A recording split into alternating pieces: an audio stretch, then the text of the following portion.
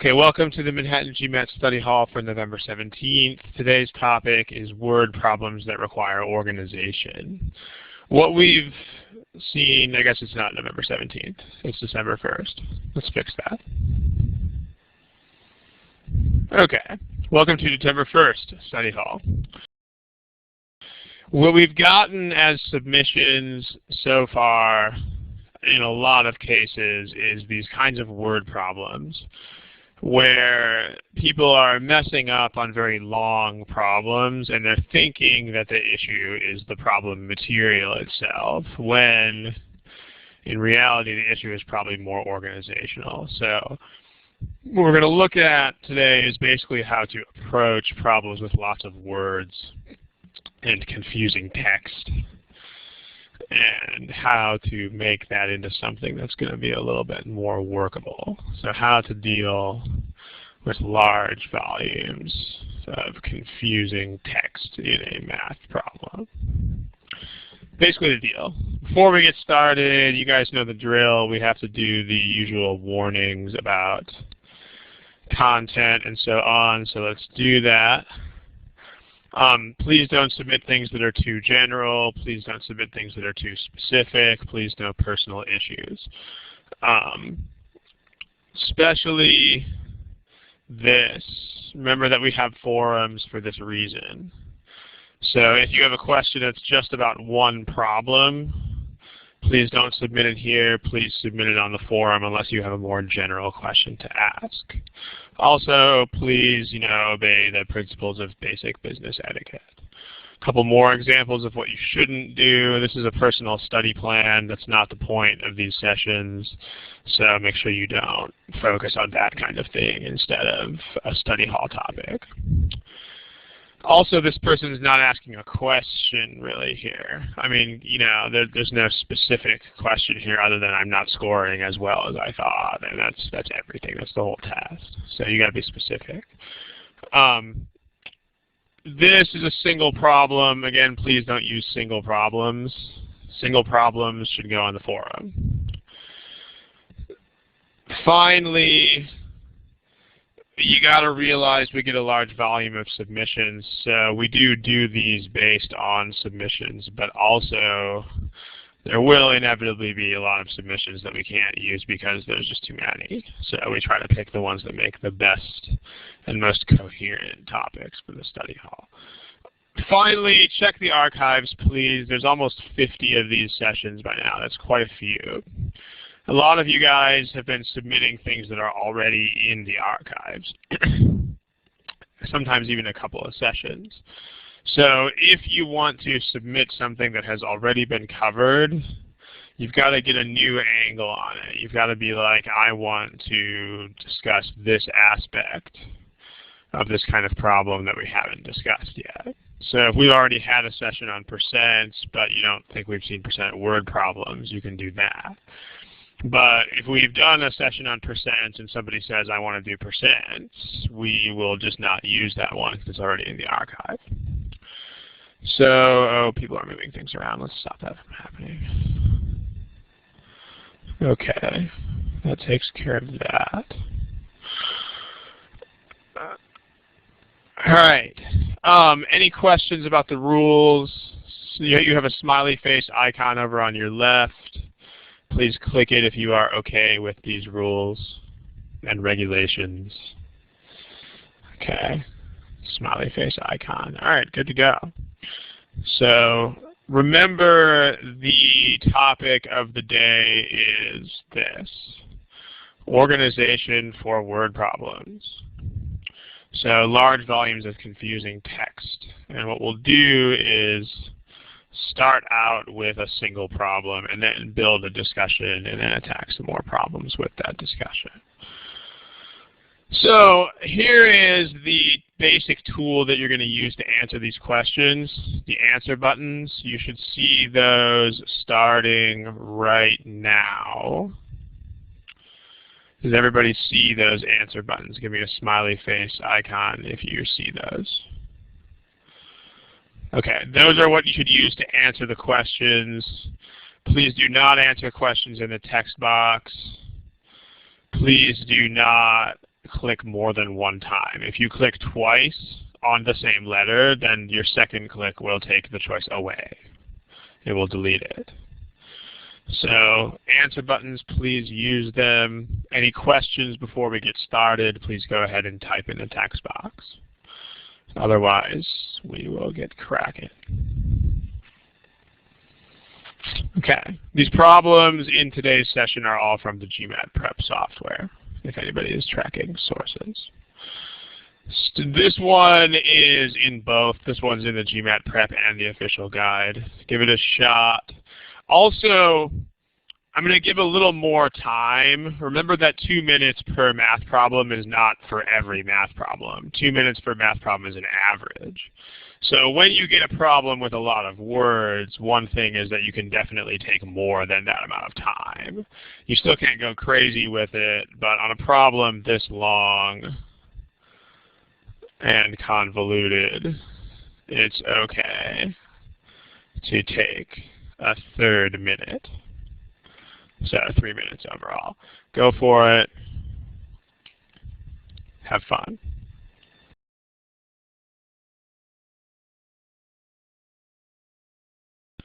Okay, ladies and gentlemen, boys and girls, that's 3 minutes plus the discussion time, so we need to get some answers up there soon. As in next 10 or 15 seconds, kind of soon. Remember to please use these answer buttons that you have. Answer buttons. Please use them. Also, if you don't have an answer, for some reason it's entirely the second half of the alphabet here. Raj, Serena, Sohil, Travis, Wanja. Remember, this is the GMAT. This is not a test where you can not answer things. So even if you have to guess, you had better get used to the notion of guessing. So, all right, let's take a look. What's the challenge of this problem? Like, let's just do an opinion poll here. Go ahead and tell me in the text box. I mean, here's your answers to this problem. Here's what you guys gave. You gave this.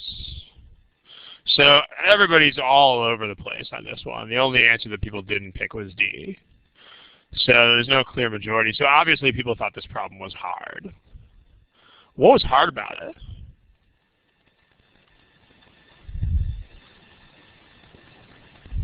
Text box. Because this is one thing that people don't think enough about. Like, it's not always, in fact, it may not even usually be the substance of the problem that makes it difficult when a problem is difficult. Instead, a lot of the time, it's the functioning of the problem itself.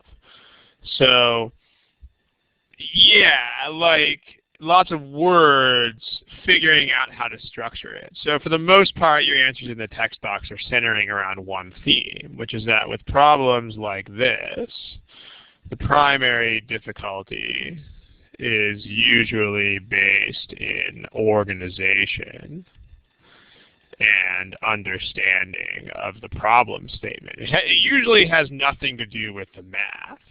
Like in these kinds of problems, once you have the problem statement set up, usually the math is really not that bad.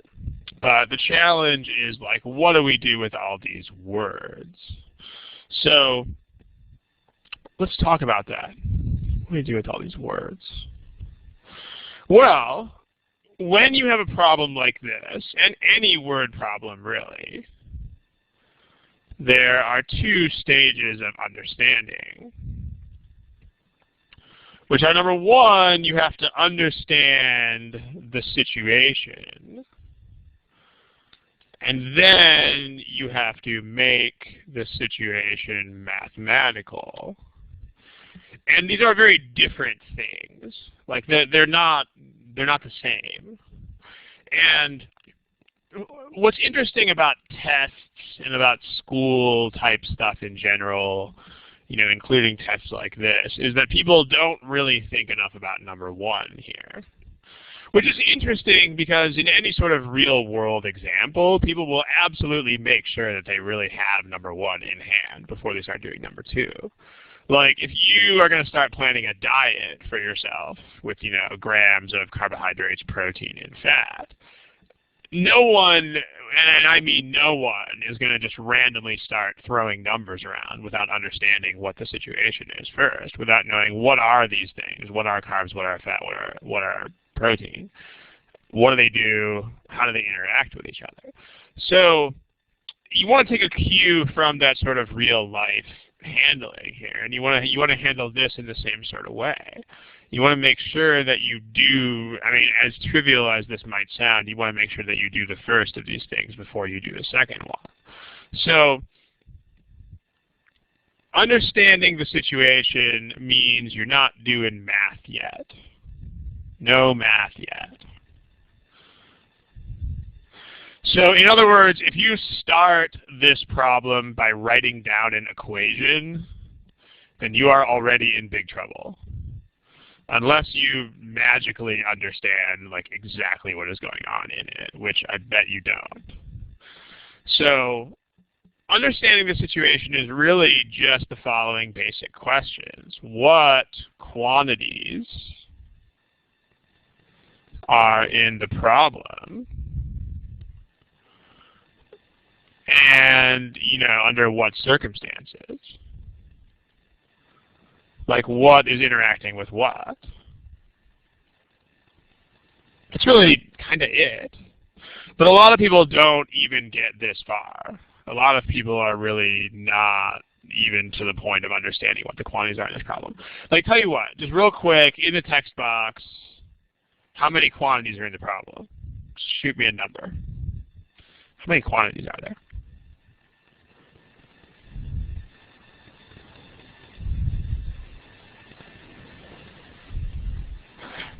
See, we're getting anywhere from 1 to 6. So what's going on here is that people are totally not even down with the basic fundamentals of what's going on here. You can't, needless to say, you can't start manipulating things unless you know what you are supposed to be manipulating. Again, it all sounds kind of like common sense when it's phrased that way. But you can't do math with things that you don't understand. You can't manipulate if you don't know what you're manipulating. So let's talk about what we should do when you see a problem like this. When you see this kind of problem, the first thing you have to do is read it twice. The first thing you want to do when you read it the first time is completely ignore the mathematical relationships.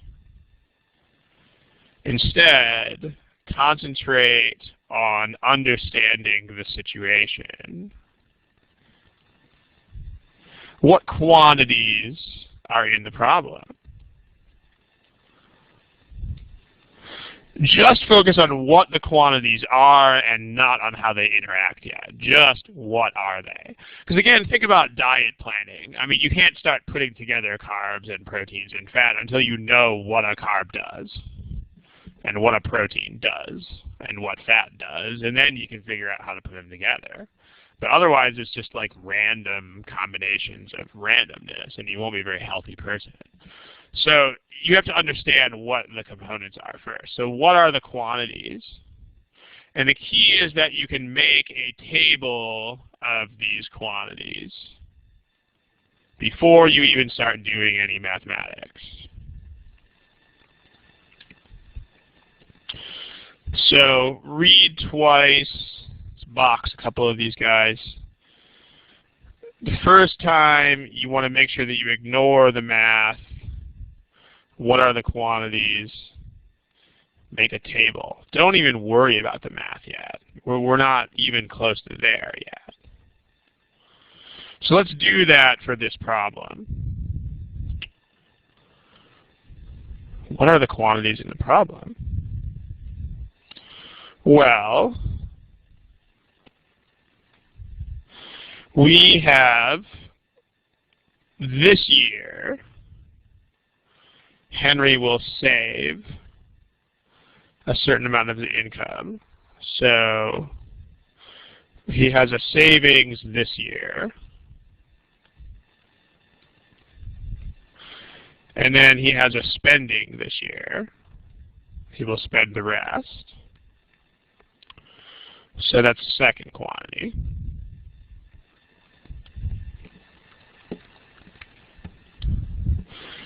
And then next year, and there's also, if you want, you can say there's a total income as well, although that's not a separate quantity because that is the sum of these.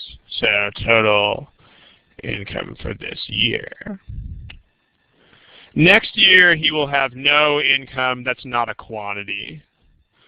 But blah, blah, blah, blah, blah, blah, blah. Saves this year, we already have that. That's already a quantity. That's this color. But this is new. Available to spend, we have not seen. So that's another quantity. Available next year.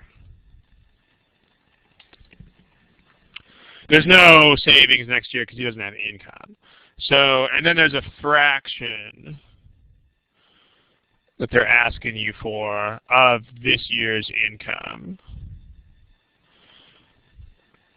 So there's some fraction of that.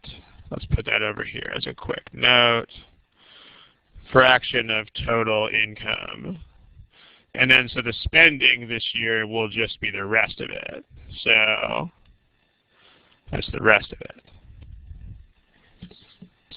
So that next year, the amount that he has available to spend, okay, we've seen that already, will be equal to half the amount that he spends this year. We've also seen that already. So, hey, this is not that bad. There's really only 3 quantities, although there's a couple of relationships among those. Like you have a total income composed of the first 2. And there's this fraction thing going on. But there are really only 3 moving parts in this problem. So you can do that. So let's make a table. And again, you can make a table without having any mathematics in the table. Because, you don't do the mathematics until you have a table. So it doesn't need to be anything super duper amazingly fancy. It just has to be like, okay, we have this year, spend and save, spend, and then next year available. It's next year.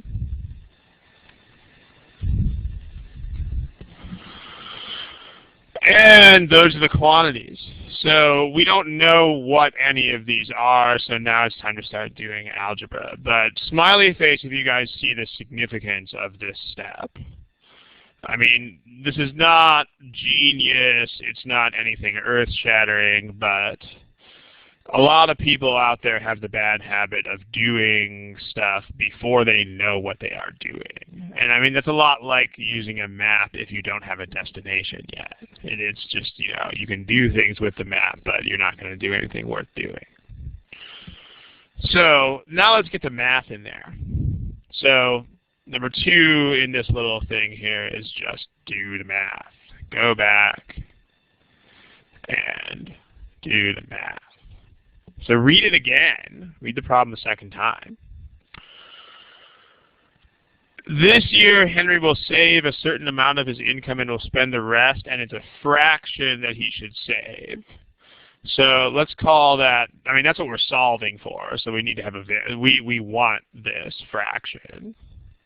So let's call it F, because if you don't have a variable for the thing that you want, then you're probably in some degree of trouble. Let's say your total income is I. Then text box, please, what is the amount that Henry saves this year?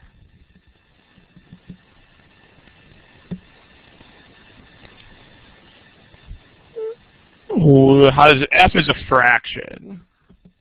So like think about f being 2/3 or something like that.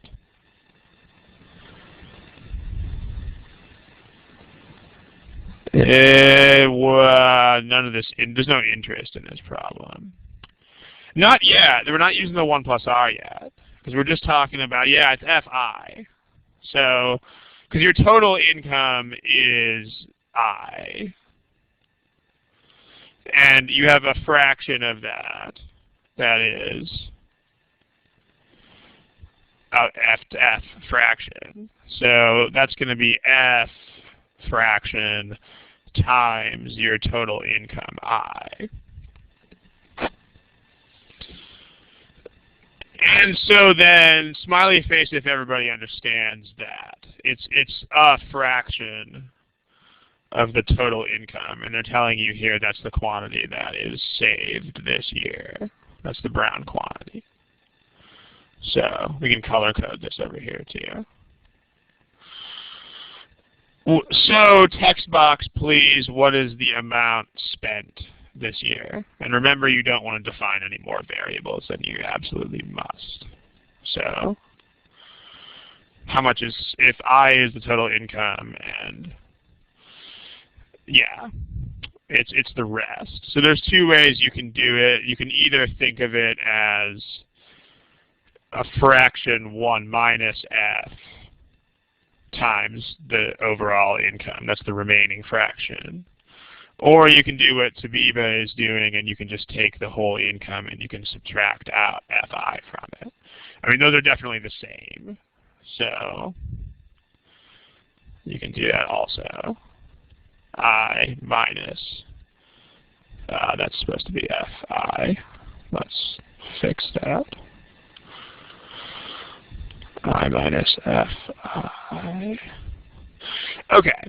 Now we need to use this relationship that for each dollar saved this year, there's 1 plus r dollars available. So this means you just take the amount saved this year and you do what to it?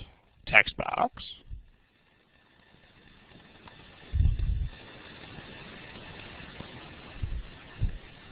You multiply by the 1 plus r. So you take that over there and times 1 plus r will give you that. So 1 plus r fi. There we go. And then we just do the last thing they tell us to do, which is next year available, this Quant purple thing, is half of the blue thing. So purple thing is 1/2 blue thing. Just so that we don't have to deal with fractions, we can double that. So 2 times purple thing equals blue thing. So 2 times 1 plus r fi equals the 1 I minus fi. So that's 2 fi plus 2 r fi equals I minus fi. At this point, we can actually strike I. We can divide I from both sides because it just goes away. So if you get that, you wind up with 2f plus 2rf equals 1 minus f. Do a little bit of rearranging, and you get 2rf equals 1. You want the f's on one side, so you have 3f plus 2rf equals 1. And so then you do a little bit of factoring, pull out the thing you want to find. Let's move this up just a little bit. pull out the thing you want to find, which is f3 plus 2r equals 1, and there you have it. So there you go. Now, the point that I want to emphasize about this problem is that, number one, it's a very hard problem, and most people get it wrong. But the reason why most people get it wrong is that they don't organize it. Because one thing with which I think you will agree here is that no single one of these steps is really that hard. Like, every individual step of this problem is pretty routine. You know, you make the fraction of a total, you make the rest of the total, you double something, you multiply something by 1 plus r. I mean, there's no hard math here. But what makes this problem really hard is that most people are really not down with setting it up in the first place. They don't even get to a place where you can do this math because they don't know what the quantities are yet. So the main thing I want you to get out of that is the importance of ignoring the math the first time you read a large situation. And I mean, if that seems weird, it shouldn't seem weird because that's exactly how real life works. I mean, if you were going to set up a diet, I know not to keep overusing this example, if you were going to set up a diet plan, you would absolutely have to make sure you knew what all this stuff was first. I mean, if you don't know what proteins, carbs, and fats do, you simply can't do any math with them. And you should think of these the same way. So, there's a question in the text box, is it usually better to start with the final quantity? I mean, if you have to solve for something, it helps if it's a letter. You know, if the final quantity is the sum of 2 or more things, you might not have a single letter for it. But here it's a fraction, so that's definitely something you want to have in your pocket. I mean, unless there's a good reason not to, then it helps to have a variable that stands for the answer, because then you can solve for it once you've got the math.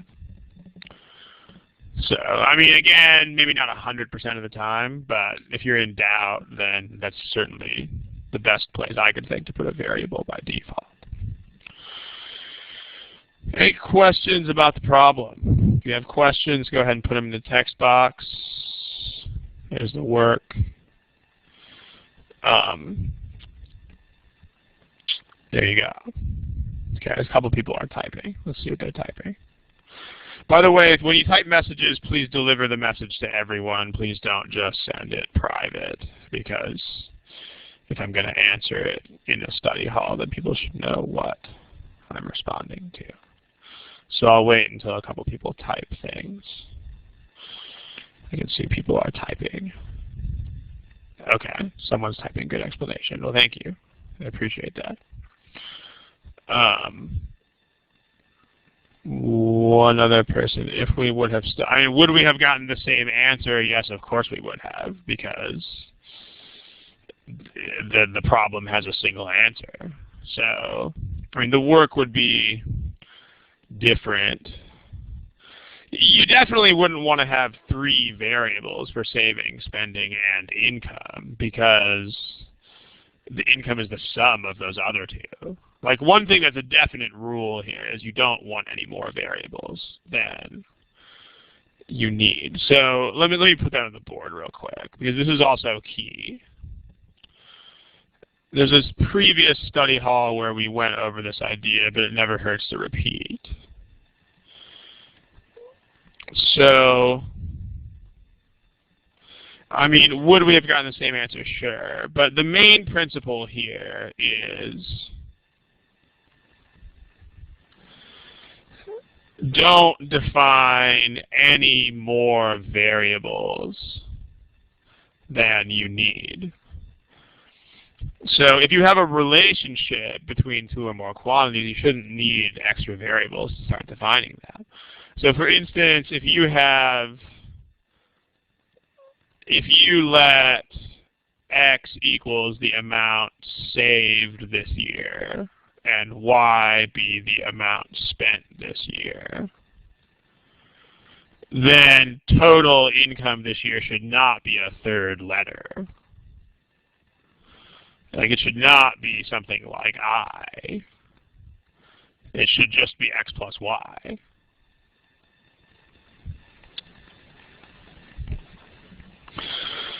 So you don't want that third variable in there because you don't need it. It's just going to make your life more difficult. So that's the thing that it is. Like, you can define these things any way you want. Like, in the case that you're asking about here, yeah, you'd get the same answer. You would have to, because you don't have a variable for the fraction, you would have to divide savings by income at the end of the problem. But if you did that, then you would wind up with the same sort of thing. Let's talk about this.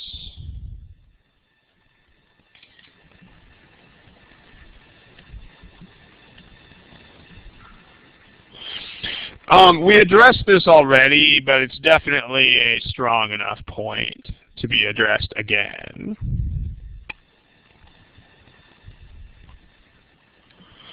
Is this statement true or false? I'm going to highlight it. Tell me in the text box whether that is true or false. That purple statement. Is that true or is that false?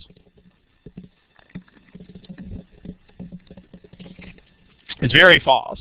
So let's talk about why.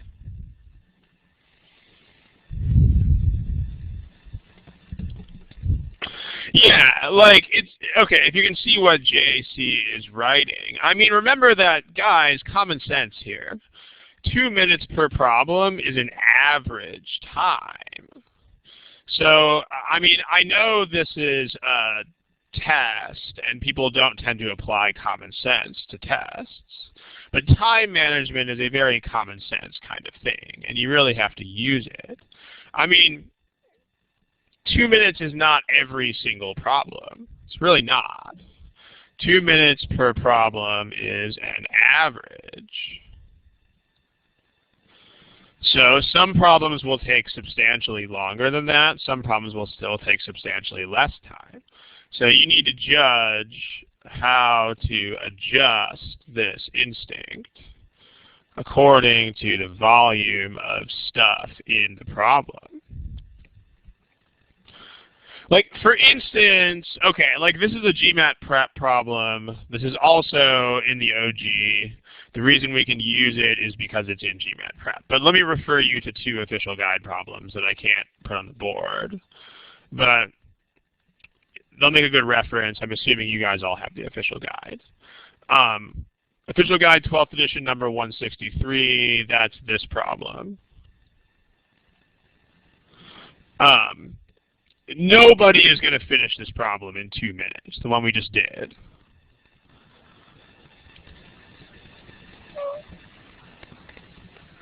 Because, you know, are you kidding me? I mean, look at it. But then the problem right below that in the official guide, check it out later if you don't have your official guide on you right now, the problem that's 164,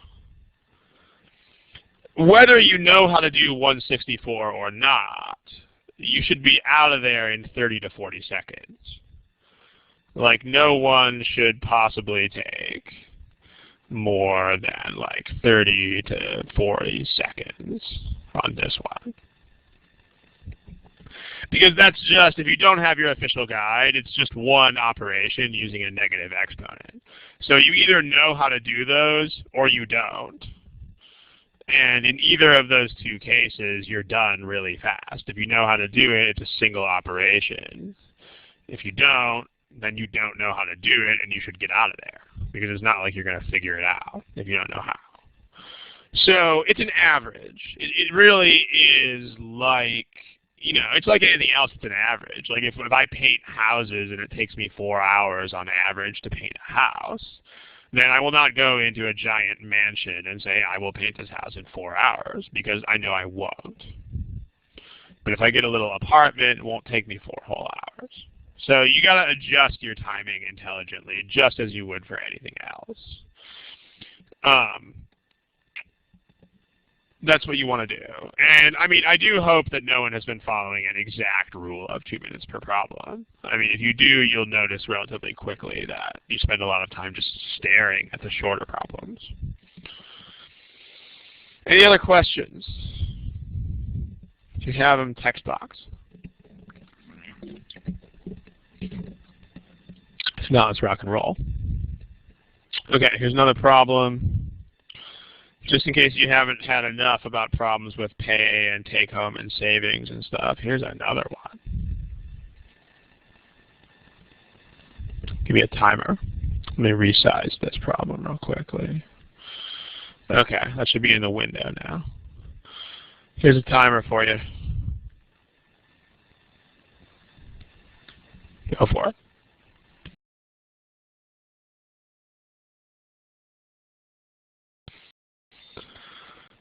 Okay, boys and girls, let's pick something in the next 20 seconds maybe, because it's been about 3.5 minutes now.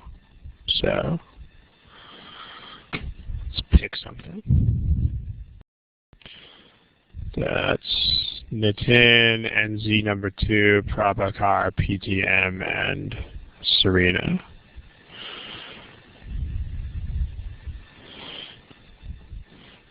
Okay, remember we're over 4 minutes now, so if you guys are still not answering the question, that's going to nip you on GMAT day. Prabhakar, Serena, we're looking at you. No answers. Okay, so here's what the rest of the class has. So again, we are sort of all over the place on this, but at least one of those 2 popular answers is the right one. But let's go. I mean, you're not going to be able to read this one time. You know, it's just not going to happen. So we're going to read it twice. So read it twice. First read, remember what you want to do is what is the situation, what are the quantities in the problem. So, well, take-home pay was the same last month, each month last year, and she saved the same fraction of that take-home pay every month. So we have a monthly take-home. We have a constant fraction saved. Notice, jumping a little bit ahead really quickly, that's that fraction. So we definitely want a variable for that. And then we have take-home pay each month. The total amount of money that she had saved at the end of the year, is that a new quantity? The total amount of money that she had saved at the end of the year. Text box, please. Is that a new quantity, yes or no? Yeah, it's not, because it's just what?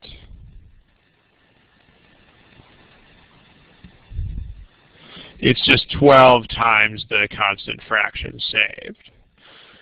So times 12 is total saved. So you have the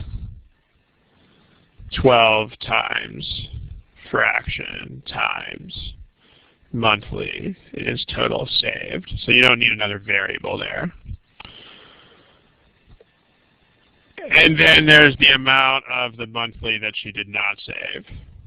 So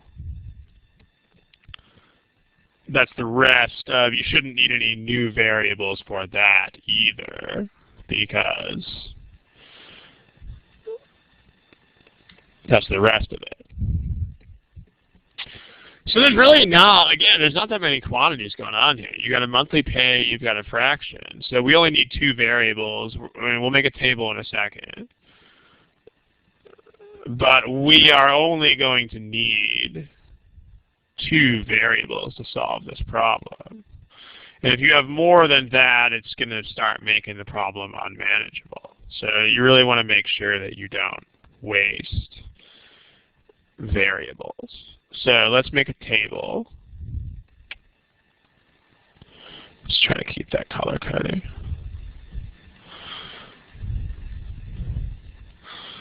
Okay, so we have take-home pay per month. We have the amount saved, so fraction will be F.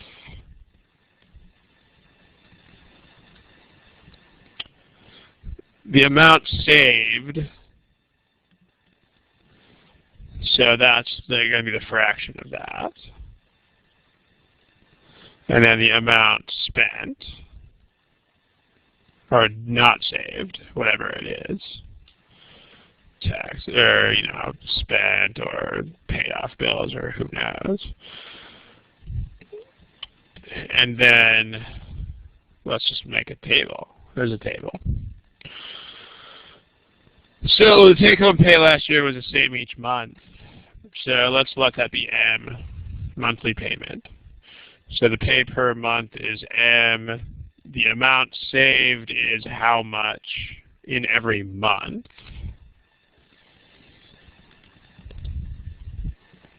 Text box. It's the fraction times that. So it's this fraction of M. And then the amount not saved is just the difference. It's the monthly minus that. Or if you like to think about the fraction instead, you can call it this. But it's supposed to be M, not W. So those are the same. You either think of it as everything minus the saved amount, or you think of it as the one minus the fraction that was saved. Those are equivalent. So then these are monthlies. So that means that this is going to be 12 FM saved per year. And this means it's going to be 12 times M minus FM per year, if you need that.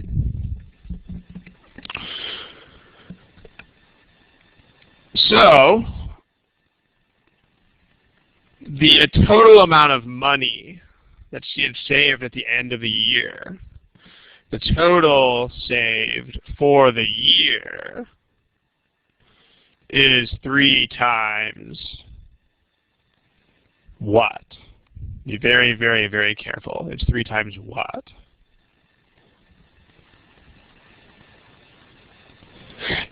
Yeah, it's 3 times the amount not saved per month. It's not for the whole year. So it's 3 times the amount not saved in a month, because it's the portion of the monthly. So now that you have your table already made, you can pay more attention to this kind of stuff, because, and I mean, another thing that you'll find this kind of approach does for you is that it prevents silly mistakes from happening. Like, a lot of people would have trouble here because they would mistake monthly for yearly.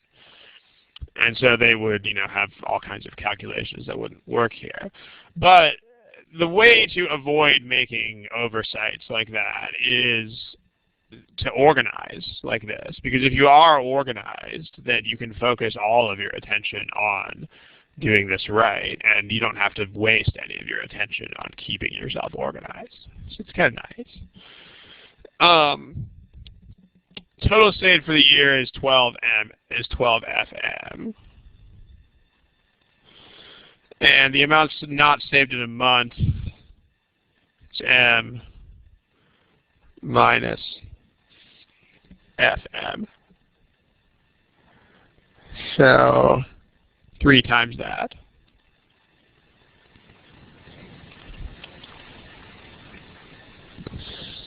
So then what fraction of this did she save each month? That means we need to solve for F. So we can cancel. We can do 12fm equals 3m minus 3fm. That means that 12f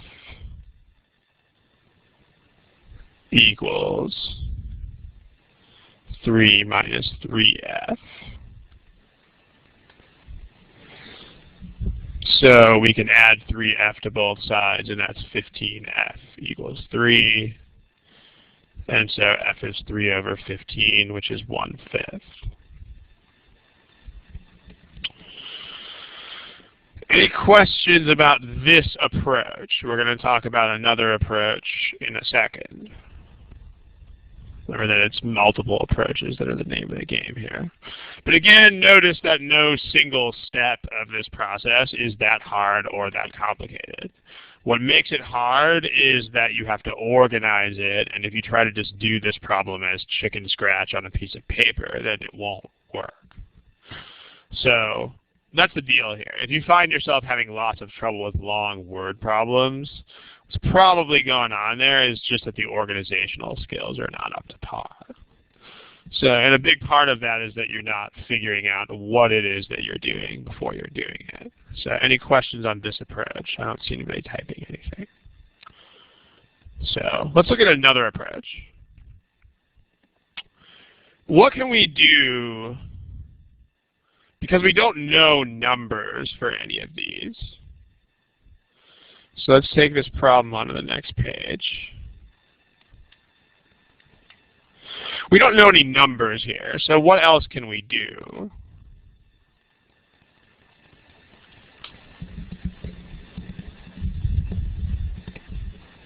Text box. So if we don't figure out algebra, yeah, you want to pick numbers. So a couple of people are saying 100. You really don't want to use 100 here because look at some of these answers, like a third and a sixth.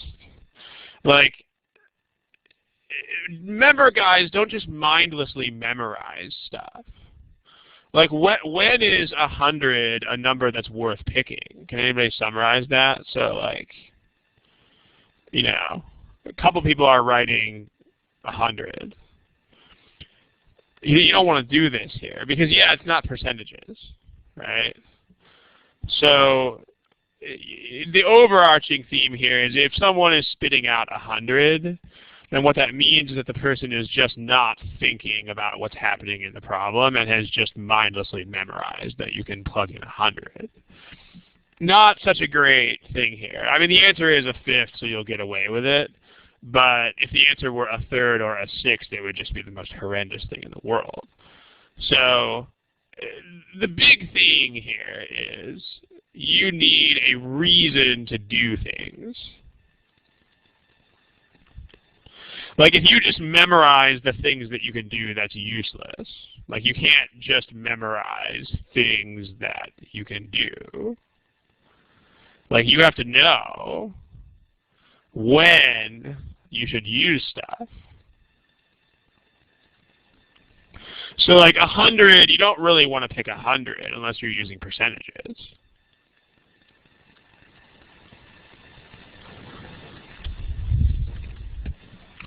So we got our answer choices here: 1/2, 1/3, 1/4, 1/5, 1/6 of the take-home pay. So given these answer choices, you want to pick some take-home pay that is a multiple of all of those numbers, just so that you're covered. So you'd like to have a take-home pay that is a multiple of all of these numbers. So let's pick 60. Monthly take-home is 60. Now, here's my point. My point is, even if you are going to back solve or plug in numbers, you still have to have exactly the same degree of organization. You still have to be just as organized in the same kind of way as if you were going to do algebra. So the back solving and the plugging, those are ways to get around doing the algebra, and they are very, very powerful ways to get around doing the algebra. What they will absolutely not ever get you around is organization. Like, if you don't know how to set up the problem, then it's not like you're going to know how to set it up if there are suddenly numbers that you've picked. I mean, the setup is still the same. So let's show this kind of solution, but again, you have to start by organizing in the same sort of way. So all these things that we found out on the last slide, we still need these. So we still need to have the same kind of table here. So even if we're going to pick numbers, we still want that. So here's the problem. Again, just to be redundant for the sake of emphasis, you still need to do that, even if you are picking numbers. Even if you pick numbers. Organize. Read twice. You gotta know what's going on. So the pay per month we decided would be 60. That means that the amount saved would be some fraction of 60. So like one way you can still do this is combined with algebra. So then that's 60 times f. And then that's 1 minus f times 60. If you still want to define that sort of thing. And so then you have the total saved at the end of the year is 3 times monthly not saved. So the saved for the year is 12 times 60 times f, which would be 720f. Equals 3 times monthly not saved. So that's 60 minus 60f times 3. So that's 180 minus 180f. So if you solve that, you get 900f is 180. So 1/5.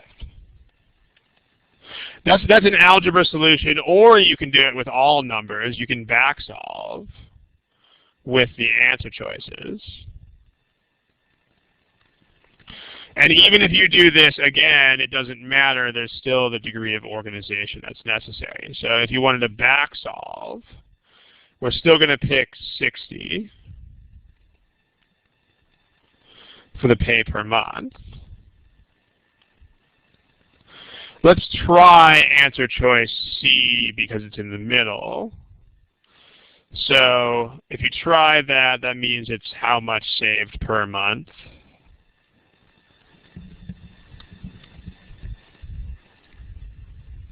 If you're trying answer choice C, which is 1/4. So you'd be saving 15 in a month.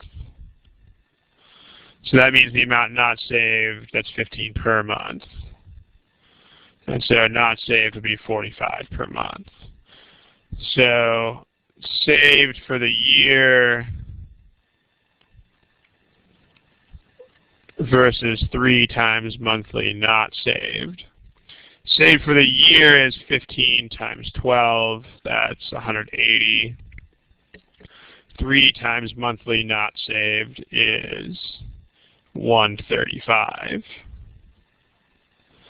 So C is wrong, and then also notice that not enough money has been saved. Or sorry, too much money has been saved. So that means that C is gone, but so are A and B. So too much savings. Those are supposed to be equal. So that means that C is gone, and so are A and B. Because A and B would give you even more money saved and even less money not saved. So you want these to be equal. So then we just try answer choice D. Still 60 per month. That means now 12 per month. It's 1/5. And so then 48 per month. And then you have, let's do the math on that, saved for the year is 144, 12 times 12. And then 3 times monthly not saved equals also 3 times 48 is also 144. So there you go. Choice D works, and you are going to town. But there's 3 solutions to the problem. But the point is that no matter how you solve the problem, you still have to have this organization. Like, the organization is the backbone of all of this. You can't do this work until the problem is organized. And that means figuring out what are the quantities. You don't do any math until you have solid answers to those questions about, like, what's in the problem, what's actually happening, what quantities are there, and how do they work together. So, questions. I see someone typing. Which method out of what?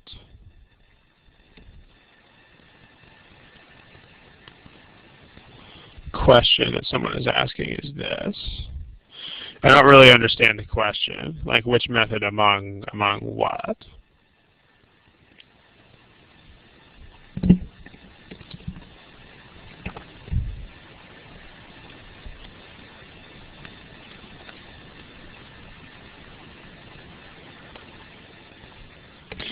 Oh, you mean, okay, you're talking about, like, algebra versus plugging versus, like, that kind of thing? So, what do you guys think my answer to that's going to be? Text box. See if you guys can, especially any of you old timers.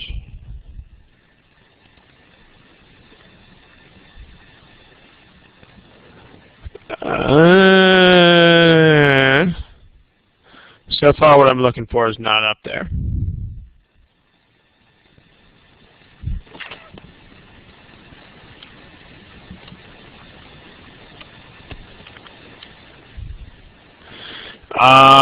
Some still not really. People are not really feeling it yet.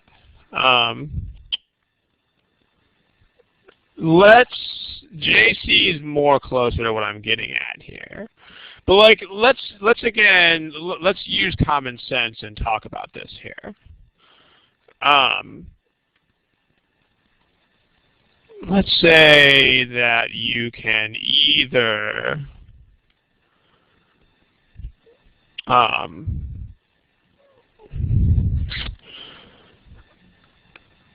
let's say that you can make a certain type. I mean, let's say that you are camping and you have a certain type of food. You have some food which you might cook by sunlight or by making a fire. So let's say that someone asks, which method of cooking should you recommend that we learn or master? How would you answer that? Like, if it's a general question, it's not just right now. I mean, in general, if somebody asks, like, which method should we learn, there's a very clear answer here, which people are still not really giving. And it's not whichever cooks the food. Yeah, Kylie, the answer is both. Like, all of the other answers are not the answer. You should not be telling people to learn just one or the other. You should not be telling people to think about what's happening right now. You should be like, dude, there are two methods, and you should learn them both. That's the point. The point is not anything else. Like, you want to be able to do both of these equally well, so that if one of them is not working, you can do the other one. So you say, just learn them both.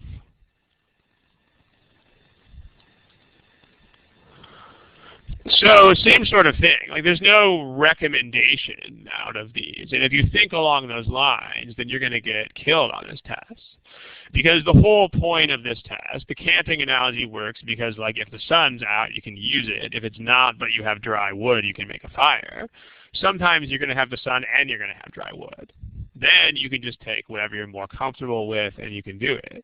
But if you really like making fires, but guess what, the sun's out and the ground is wet, then you're going to starve. If you really like to cook by the sun all the time and you have a cloudy few days, then you're dead. So the same thing will happen on GMAT.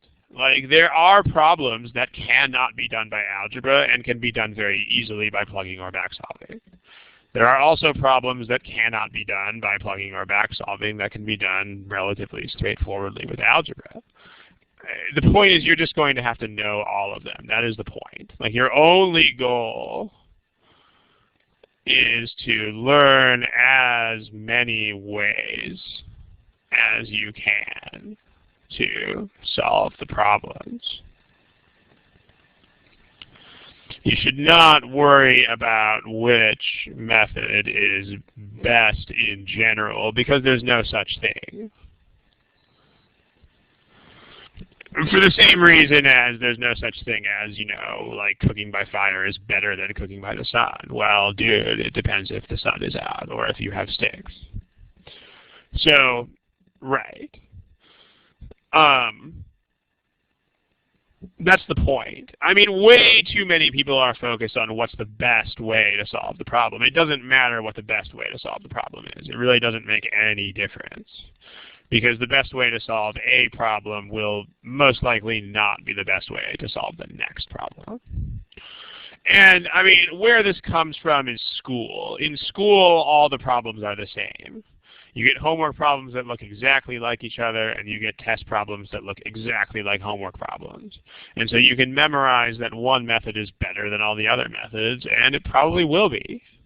The problem here is it's like weather. You never know what the weather's going to be like. You never know if you'll have sticks on the ground. You never know if you're going to be able to back solve. You never know if you're going to be able to algebra. You don't know what's going to work and what's not going to work. So one person did ask whether there's a back solve for this problem. There is a way to do Henry. Where's Henry? There is a way to do Henry by plugging in numbers. Just so we can get to one more problem, I'm not going to do it right now, but if you want to post that on the forum, then feel free to post that on the forum. And we'll show you how to do that there. Let's look at one more problem here. At least one more, depending on how this goes. And then, all right, why don't you try your hand at that?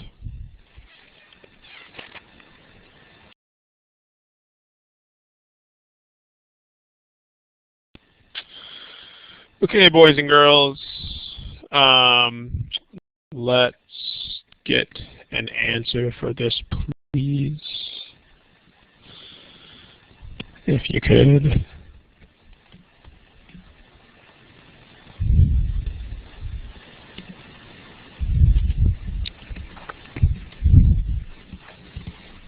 Okay. Still got a couple of people who don't have answers. I'm looking at you if you are Alda, JJ, Mohit, or that's it. So remember, you got to guess an answer to the problem, even if you don't have one. Okay. Alda, Mohit, you can't not pick an answer, but Just make sure that you know that when you sit for the real test. Okay, here are your results. Again, we are kind of all over the place. So let's take a look. Well, there's a lot of words, so you know the drill for now. Let's forget the math. The math doesn't exist yet. Read through number 1. Math doesn't exist yet, as far as we are concerned.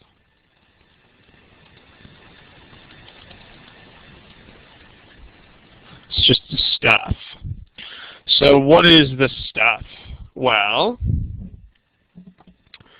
you have an income tax that you're going to compute. You have 2% of annual income is a quantity. And that's the same quantity. And then you just have this, which is a constant. That's not a variable. That's 100 units. It's like $100. So, but that's not. We don't need any variables for that, but we at least need to notice it. So, and then that's it. Basically, you have tax, and then you have income. So that's all there is. So now let's do the math. Let's go back and read it again. And this time, concentrate on the mathematical relationships. So the tax is computed by, so tax equals 2% of annual income. Let's let the annual income be I, because that's what it tells you to. So you should do that. So the tax is 2% of I.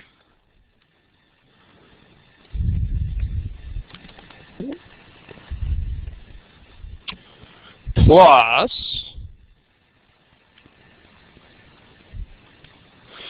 the average of that constant 100 and 1%. So there's your instructions. And you know, if you already know what the quantities are before you do this, it makes it a lot less intimidating to do this. So let's do it. 2% of I is going to be 0.02I. And then how do we take the average of two quantities? Anybody? Text box.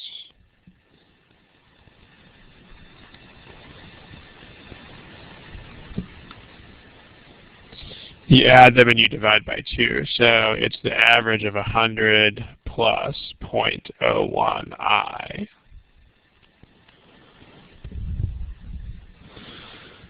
So, and we have fractions. So we need to eventually convert to fractions, but let's simplify this first. 0.02I plus 100 over 2 is 50, plus 0.01 over 2 is 0.005I. And so that's 0.025I plus 50. And there's your formula. If you know that 0.025 is 1/40th, then you're done. If you don't, what can you do? Does anybody know?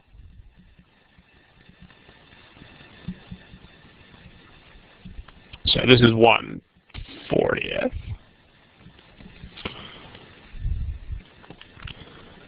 One way to do it is just to go ahead and divide. Yeah, I mean, or you can move the decimal over and make it into a fraction. So this is 1/40th. If you don't know that, there's two things you can do. One of them is to do that you guys are talking about in the box. How do you handle this if you don't know? Well, the first thing you can do is you can write it as 25/1000 and then reduce. But there's another thing you can do, which is honestly probably easier, which is to notice that it's got to be A, B, or C because of the 50. And you know that 3/100 is not this. And you know that 1/200 is not this either. So it's got to be C. Like, you don't even have to do that kind of calculation. So you can just notice that it's not A or B.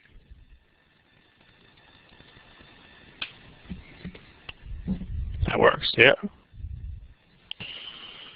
Any questions about that method? So again, notice the role played by the organization. Notice the role played by the fact that you have exactly these quantities, no more, no less. Does anybody know how else you can do this problem?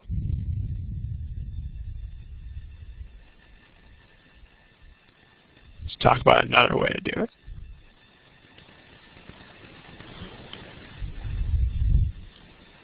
You can pick a value for I, because it's a formula. So that means that it's going to work for every possible unit of I. So I is still, this is a Vic problem. So you still need to start by doing the same thing. You still need to start with organization. Like, notice that there is only one active quantity, which is income. But you can pick a number for it. So now let's look at what's going on here. Well, we need a number that 200, 100, 40, 50, and 100 all go into. So 200 is nice for that. So let's say that income is 200. So then you want to do the same thing that you did before, which is your tax is 2% of I plus the average of 100 and 1% of I. So let's move that stuff up there a little bit.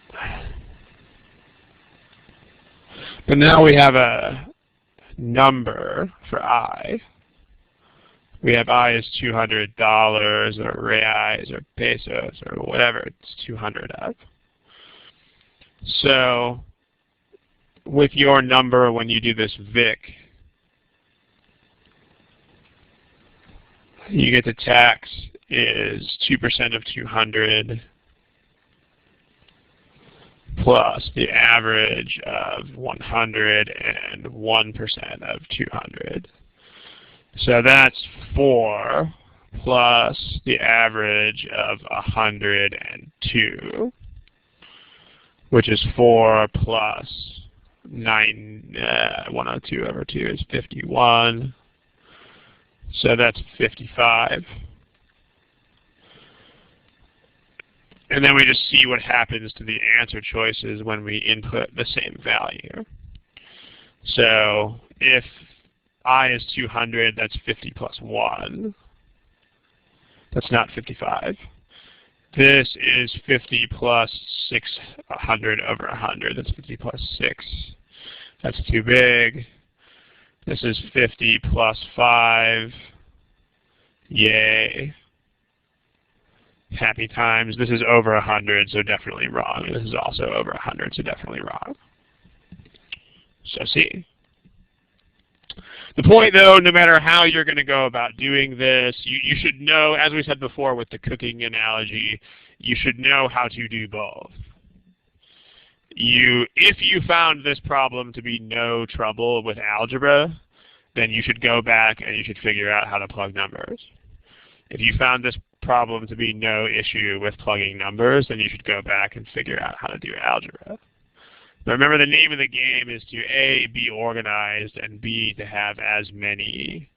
I think it was JC above that pointed it out that you got to know them all, and you've got to be able to let go very quickly when you're stuck. That way you can try other ways to solve the problem if you can let go. So, any questions? I think this is the last problem we're going to do in today's session because these problems have been taking probably between 20 and 30 minutes to discuss. So that puts us at about an hour and a half. I think we're maybe like 3 minutes short today, but we've had plenty of longer sessions before. So, good stuff. As far as the next one goes, I don't know if we're going to have one on December 15th. If we do have one, it's not going to be with me because our company actually has our holiday event at exactly that time on that date. So, if there is a Thursday session on December 15th, there'll be a substitute instructor. If not, there are plenty of archives. There's lots and lots and lots of archives. Someone asks, what are the similar problems in the official guide? Well, I mean, I don't have a list right off the top of my head, but for this one, it's really just to go through the OG and find the problems that have lots of words in them. I mean, you know, just walk through the problem-solving section and find the problems with lots of confusing words. That's basically it. I mean, because it's an organization theme, so it really applies to anything where you have a lot of words flying around and trying to confuse you. It's very general. Any other questions? A couple people are typing. No one's typing. Okay, you guys are an awfully quiet group today. All right, so I think we will go ahead and wrap up here. If you have any quick administrative questions, feel free to shoot those over. Otherwise, I will see this group again in the new year of 2012, I guess it's going to be. So happy holiday season to everybody here, and good night and good luck. If any quick administrative questions, feel free to shoot them. Otherwise, we will close at this point.